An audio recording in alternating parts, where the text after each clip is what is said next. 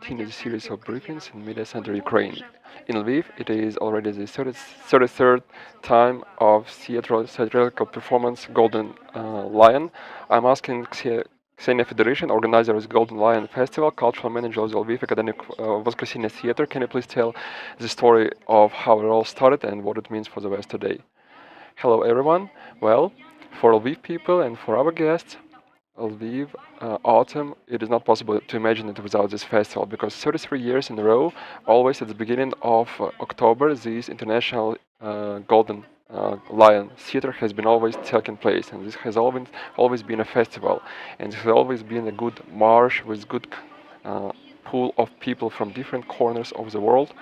And our festival is also characterized as street performances that were completely free of charge on the streets of Lviv, and this was also street and square performances for many years. And due to this, it was planned to be a street festival according to our plan, even before the war. And exactly because of this, the format changed a little bit. This year, we are not even anticipating to the word festival because we're gonna do the feast after the victory, because next year we are planning to do it the full-scale format. This time, the slogan of our festival will be to warm a soldier during winter time, and all the tickets from selling will be transferred to the help of Ukrainian armed forces to purchase warm clothes in the winter coming, and we think that it is extremely important for them. Thank you, and I'm asking Valerii Kostiuk, the associate producer at Theaturtle. Can you please tell us how you came to Ukraine, how you managed to cross this barrier, and how you came to Ukraine? Well, first of all, it is extremely nice to be back in Ukraine. We have been planning this visit for a long 2 years. We started in 2020, planning the showing of this performance Kafka in Lviv within the Golden Lion performance. Unfortunately, COVID brought some kind of corrections into this, and when we planned further on to do it again, the war started, and we were struggling with this for long time, whether we have to go to Ukraine, and we understood yes, it is extremely important to go to Ukraine right now to show that Canadian actors and Canadian cultural community is express their solidarity together with Ukrainian colleagues. And the most important is that, yes, during the days of Golden Lion, we will be doing everything possible in order to help military servicemen in their needs together with Kseniia and Golden Lion. And it is also very nice to see that these days of Golden Lion, we will have this kind of Canadian paratroopers here, let's put it this way, the Balaklava Blues team, and Alon Nashman, and he will be playing the main role of Franz Kafka, and he will tell you a little more in details. And I think that this will be his longest road to Ukraine. In 2019, we were here with Charlotte performance, and this was our first tour, and we like it to come back to Ukraine, and we will come back to Ukraine, and we will cooperate with Ukrainian artists, and we will create cultural projects that will develop this partnership between Canada and Ukraine further on cultural level too. And I'm asking Alon Nashman, who is an actor, artistic director of Theaturtle Theater. Can you please remind you where you came to from Ukraine, and this year, what will be your message with your program in Lviv will be? What do you want to pay attention to Lviv people and to Ukrainians during wartime? Proud to be here. We're so pleased to be entering the Golden Lion Festival this year when the companies performing are mostly displaced Ukrainian companies from theaters that have been damaged or destroyed during this ridiculous war. It is an attack, of course, on the territory and the people of Ukraine, but also on the culture, on the heritage, and on the memory itself of Ukraine. And it will be to the artists of Ukraine to rebuild that heritage and that culture, and we stand in solidarity with them, and we're coming here to show with our feet on the ground that we support them. Дякую. Thank you so much. And our next guest is Olga Chertkova, who is Balaklava Blues manager. Can you please tell us about the program of Golden Lion this year? Hello, everyone. I would like to say that yes, today Balaklava Blues is represented by me, and since the main heroes we are used to see in this team, they are already there in the east. They are in Kiev right now and heading to east to meet Ukrainian servicemen. And I would like to say that to express great thank you for this festival, for this invite. It is extremely important for us to bring this culture, and every cultural event is extremely important these days. Regarding the Balaklava program, this will be exactly the same program we are playing all the world around. And due to this possibility of us coming back to Lviv, this team out of 3 musicians, and there, together with them, there will take place several performances in Kiev and several other places. And we're pleased to have this festival, as well as our Canadian friends were here last 3 years in 2019, and the fact that they're here is really a wonder. And the first concert will take place on the 8th of October. Thank you so much. I'm asking Oscar Lambarri, who is the Ukrainian-Canadian Blues, Balaklava Blues team. Can you please tell us, is this your first time in Lviv, and what did you know about Ukraine and Ukrainians before February 24, 2022, and how did it change? No, it's not my first time in Ukraine. This is probably my 4th or 5th time here. I've been coming since 2010. I've been playing Ukrainian music for a while now, and that's how I got involved into this project and coming to this place, and that's how I've come to really appreciate Ukrainian culture, Ukrainian music, and their traditions, and that's why I'm here to show our support.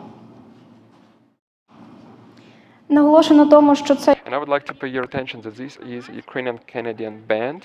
Can you please tell us more about this mix, how participants cooperate with each other, and how, for example, Canadians treat Ukrainians within wartime? And, for example, what do Canadians say? How do they repel this myth about this Russian-Ukrainian war in Ukraine?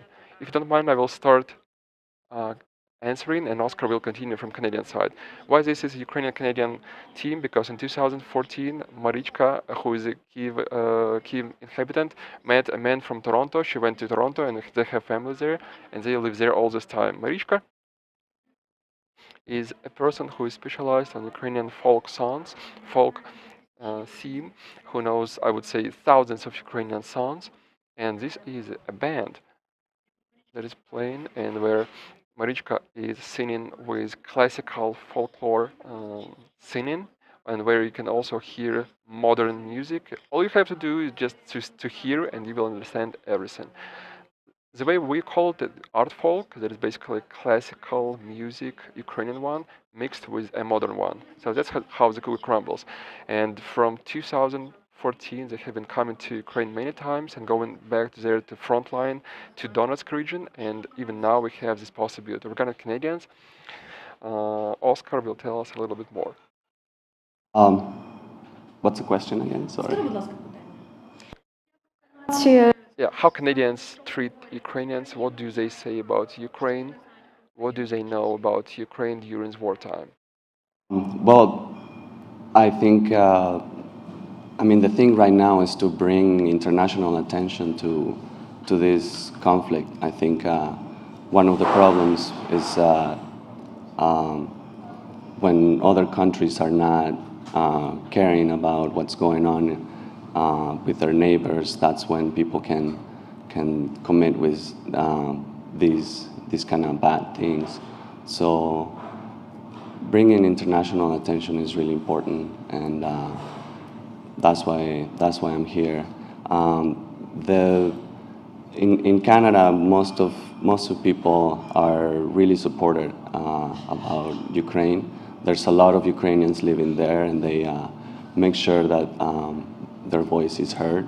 So yeah, for the last few months, we've been traveling around the world and trying to make funds to bring for the support for Ukraine. Ксенія, повертаючись до програми, And coming back to Golden Lev program, Ksenia, you said that there are some changes. Can you please tell us about how the format changed within wartime and what exactly changed there in the programs and within the teams? Well, when it comes to format, first of all, we mean that uh, uh, we will not be able to ensure 100% security on the street performances. So this year, it's gonna be no street performances. Will be only theatrical performance. What remains unchanged is that at this theater, exactly as back during 32 previous times, there will be impeccable theatrical performances. That is why I invite everyone from 6th till 11th of October to follow our program in Lviv theater. There will be first theater, there will be the puppet theater, and by the way, this is the first day of the performance today. Also, Les Kurbas theater, our Voskresinnia theater, another theater from Chernigiv, another theater members from Kharkiv, from Canada, as we have already announced. And due to our guests, our international format was preserved even during this wartime.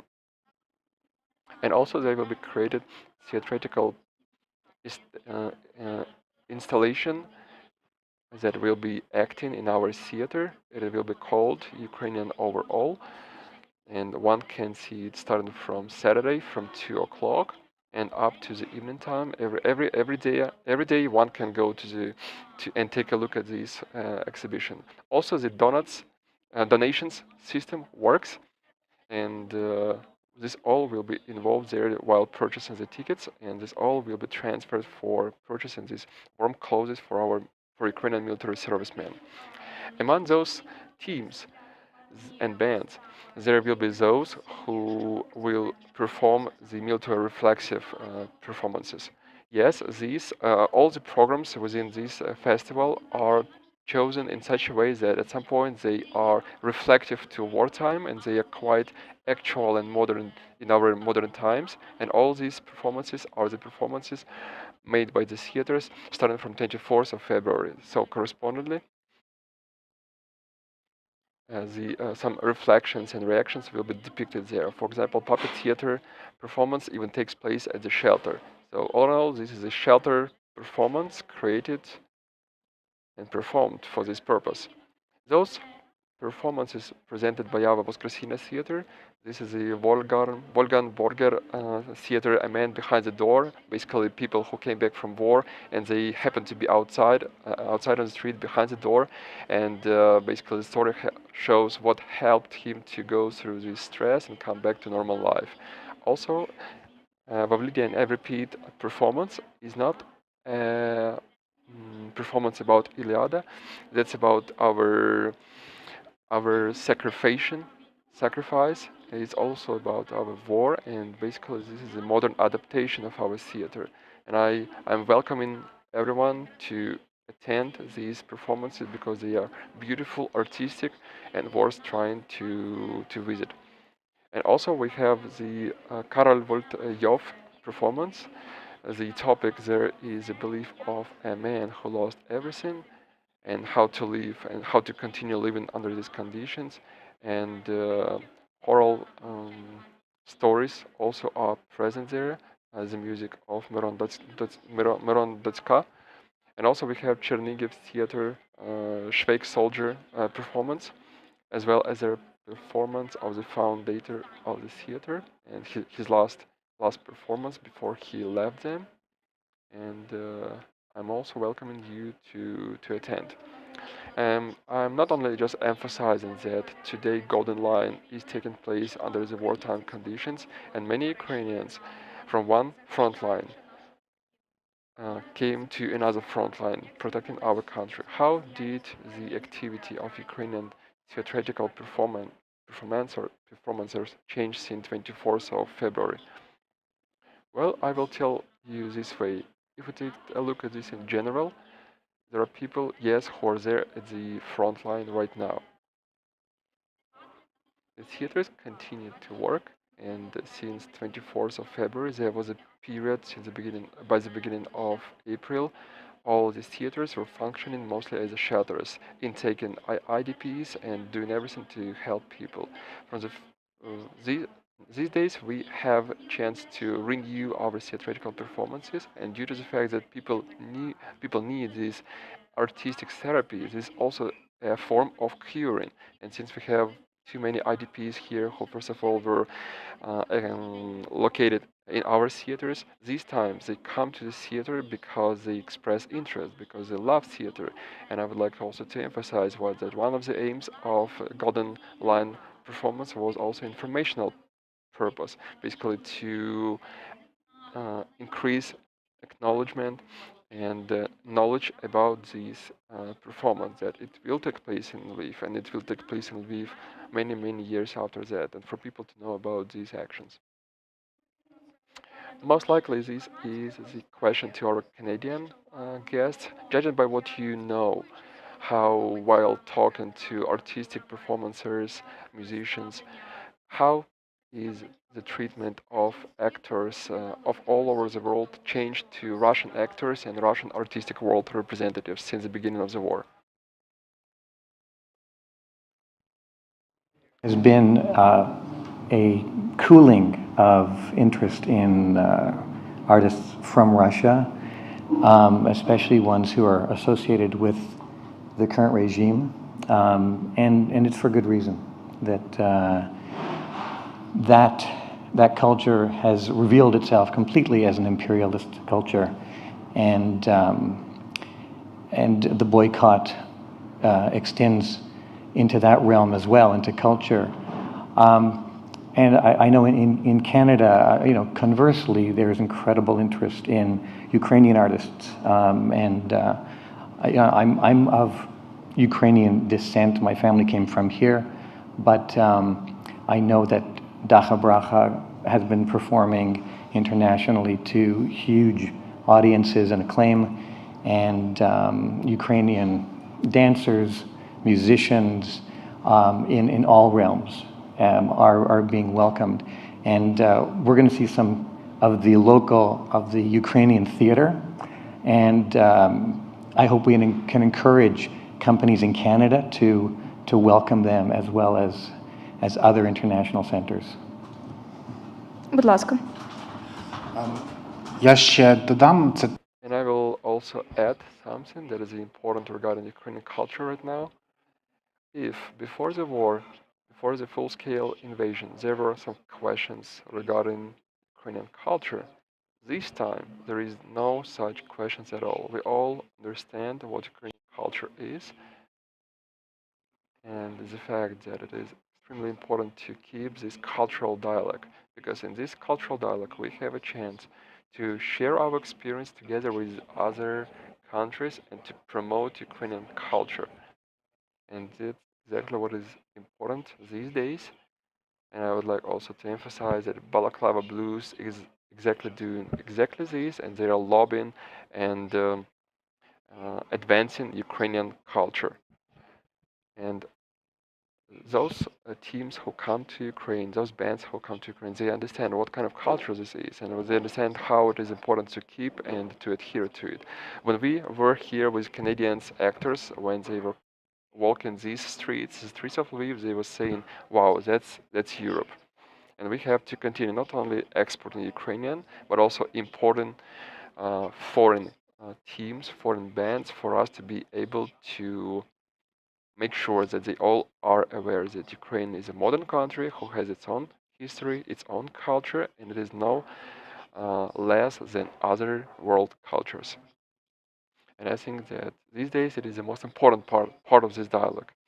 And this happened exactly on the 24th of February, when we show the whole world what we are capable of protecting our culture. And while studying history and programs of previous years of Golden Lion Festival, I know that there were some performances of Russian actors and Russian bands. What is it important? Is it important to talk about this these days? And I would like to know your positions about this. When did you realize that the artist cannot be outside of politics and that Russian actors cannot do cannot do their performances in Ukraine? When did this moment started? Well, as a matter of fact, since 2014, our theater stopped any contact on cultural level with Russian festivals since we were traveling around the world many times, and our theater was represented there on Czech festivals. We had many wins for this, and since 2014 we stopped any contacts with Russian festivals and did not invite anyone from Russian side on these premises. And this goes even to Belarusian actors. And that's our position. That is our united position. And in our list of our performances, we had Chekhov performances, and we are not playing them at all. But this year, we have traveled through many Poland cities with Shevchenko performances, Voskresinnia, in Augustov, and in all these places we raised the flag of Ukraine, and we saw the huge solidarity with us, and we saw the exception of these performances. And before that, yes, we saw that maybe at some point they wanted another list of performances they would like to see. But this time, the performances regarding Shevchenko, they were quite well accepted, and we saw many Ukrainians on these performances, as well as many Polish people, and we also felt the solidarity together with Ukraine. What else would you like to emphasize, and what is worth knowing to those people who attend Golden Lev this year? I would like also to emphasize one thing. The performances are beautiful. Ticketclub.com is exactly the website you have to go to in order to buy the tickets, as well as the cashier machines of those theaters where the performances will take place. Also, watch our internet pages, and in our informational center of Lviv, you can find information regarding our performances. And I'm very thankful to our guests, to our theaters, to Chernigiv Theater, to Kharkiv Theater, for them being able to participate this year in this festival. And we believe in Ukraine, and we believe in our armed forces, and we believe that next year we will be living in free Ukraine, and Ukraine with that, and together with this broad format of our festival with street performances and marches on the street. So the teams from which cities of Ukraine support Golden Lion this year? You mean who will be doing their performances? Yes, most of all, these will be Lviv theaters, Puppet Theater, First Lviv Theater, Lviv Theater, Chernigiv Youth Theater, Theaturtle Canada Theater, Balaklava Blues Canada Band. Uh, Publications theaters together with Theater Barta from Kharkiv, Lviv. They will be the one doing their performances. Thank you. I would like to remind that Golden Lion continues from 6th till 11th of October. We expect you to be there, and I would like to remind you that Kseniia Fedoryshyna, organizer of the Golden Lion Festival, cultural manager of Lviv Academic Voskresinnia Theater, Valerii Kostiuk, associate producer at Theaturtle, Alon Nashman, actor, artistic director of Theaturtle Theater, and Olga Chertkova, Balaklava Blues manager, as well as Oscar Lambarri, musician of the Ukrainian-Canadian band Balaklava Blues. Thank you for this meeting, thank you for this talk, and I will see you back with